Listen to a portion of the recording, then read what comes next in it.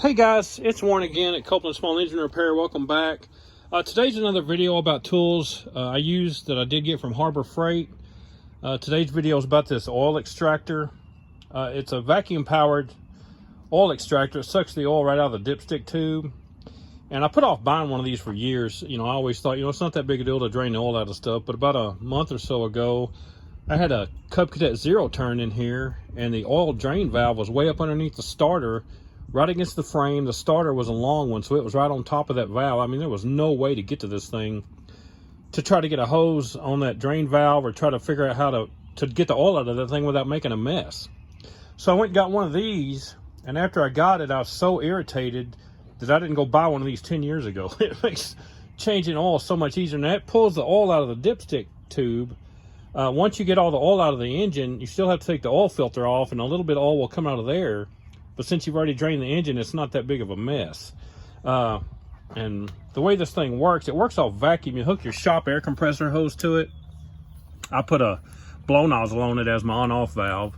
And when you push air through this valve, it creates a vacuum in this tank. And it shows the amount of vacuum you have on this gauge. And you want to put vacuum, you want to pull vacuum on it till it reaches this yellow block right here. So I'm going to put some vacuum in this thing.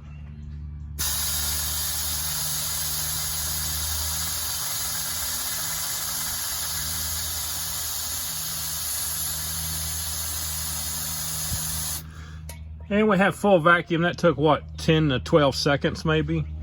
It comes with lots of little hoses and adapters, but I only use this one straight steel tube I use on everything. And all you do is stick it down the dipstick tube and flip this valve, and you're draining oil. And now you can go do something else. And when you come back, this thing will be empty. Now, when it's full of oil, the engine is full of oil, and that oil is cold, you may have to charge this thing a second time to get all of it. If it has enough oil in it and it will run, you can run it for 4 or 5 minutes and get that oil nice and hot. And this thing will suck it out a lot faster because the oil won't be so thick. It'll be warm. But it works fine, if the oil's cold. This didn't have much oil in it. And you can see